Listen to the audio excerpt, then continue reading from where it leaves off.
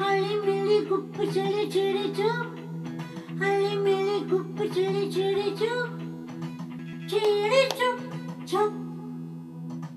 भिर भिर पायाला या भिंगरे रे, भुण भुण डोक्याला या भुंगरे. उगवल तांबड आडवल कोंबड, जित तित लागल्यात रांगारे. मी अशी गाणी गात असते आजकाल. तर नवीन फिल्म ज्या येत आहेत त्याच्यामध्ये लिहिणं पण न्यू स्टाईलचं झालेलं आहे. पण हे फार मजेशीर गाणं आहे की एका पोस्टमॅनचं मागं चालतं आहे गाणं. आणि पोस्टमॅनचं गाणं आता मला त्यांनी सिच्युएशन सांगितली, मी तुम्हाला सांगत नाही कारण त्यांचं पिक्चर आहे. तर फार मजेशीर गाणं आहे आणि त्यामुळं मला वाचताना पहिल्यांदा म्हटलं हे काय. मग ज्यावेळेला त्यांनी समजवलं मला की या जागी येतं त्यावेळेला ते इतकं छान वाटलं, मला बरं वाटलं की ते गाणं छान आहे म्हणून.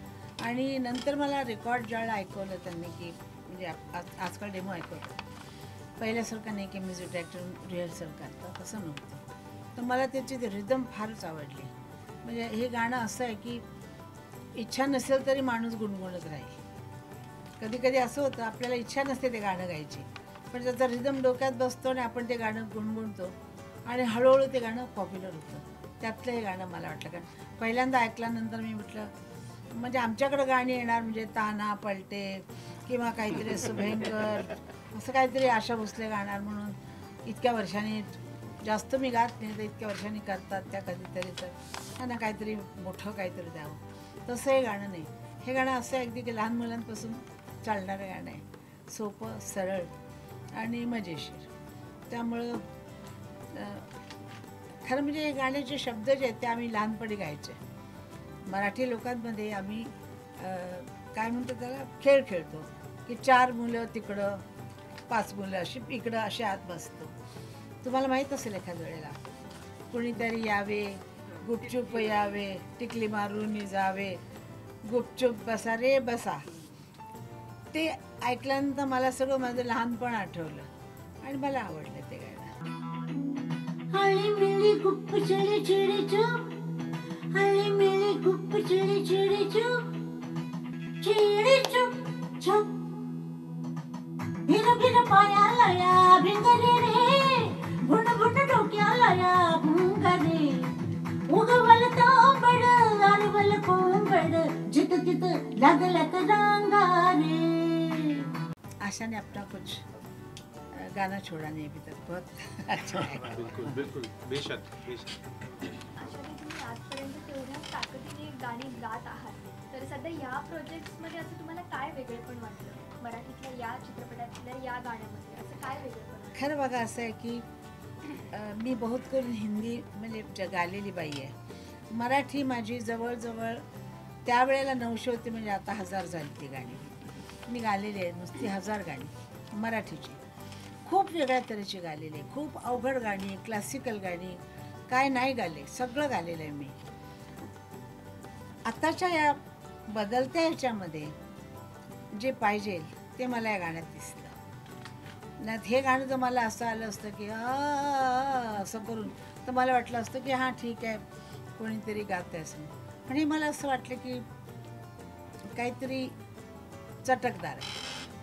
चटकदार गाणी आजकाल लोकांना आवडतात. तर त्यामुळं मला वाटतं लहान मुलं फार गातील हे गाणं. गोरी गोरी पान फुलासारखे छान किंवा नाच रे मोरा नाच पान, तसंच हे गाणं त्या ढंगावर जाईल असं माझं मत आहे. पुढं अल्लाह मालिक होता. क्लासिकल गाणी मला आवडतात स्वतःला, कारण त्याच्यात आम्हाला आमच्या गाण्याची ताकद कळते, काय आम्ही गातो ते. म्हणजे क्लासिकल बेस मला आवडतं स्वतःला. मी खूप गालेली गाणी. नंतर मग मी एकदम उडती गाणी गालेली आहेत जी लोकांना फार आवडतात. लव्ह सॉन्ग गालेले, काय नाही गालेले आता मलाच आठवत नाही इतके. मी सगळे स्टाईल केलेले आहेत. वेस्टर्न स्टाईल मी पहिल्यांदा आणला. पहिल्यांदा इश्क इश्कमध्ये कवाली आणली त्यावेळेला मीच होते. निगाहे मिलाने को जी चाहता है मीच होते. त्यानंतर अगदी आओ ना गले लगाओ ना हेलनचं गाणं मीच गायलं. म्हणजे कुठल्याही स्टाईलचं गाणं मी सोडलेलं नाही. आणि मला स्वतःला नवीन नवीन आलं तर आवडतं. तेच मला कंटाळा येतो गाणं तशीच गाणी गायची. लव सॉन्ग सॅड सॉन्ग खूप गालो मी, पण काहीतरी असं नवीन यावं. तर नव्याची मला नेहमी अशी आवड आहे, म्हणून मी फॉरेनला जाते, प्रोग्राम करते. आता मी आजकाल सुरू केलेलं आहे तिकडचा फिल्हार्मोनिक ऑर्केस्ट्रा घ्यायचा ज्या शहराचा, आणि त्यांना गाणी पाठवून द्यायची आणि मग त्यांच्याबरोबर गायचं. अवघड असतं फार. परवा 100 म्युझिशियन्स होते एका वेळेला मस्कतमध्ये. तर फार अवघड असतं की इतक्या लोकांना मॅनेज करायचं, त्यांच्याबरोबर आपण मॅनेज व्हायचं, फार अवघड असतं.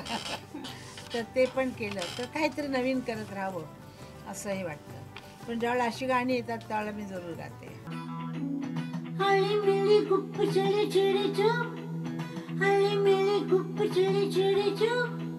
गुरुर् ब्रह्मा गुरुर् विष्णू गुरुर् महेश्वर, तुम्हाला माहीतच आहे है ना.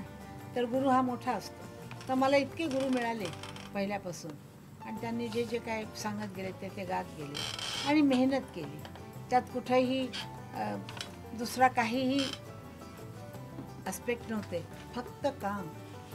दिवसभर गायचं, रात्री 10ला सुरू झालं आणि पहाटे 5ला घरी यायचं.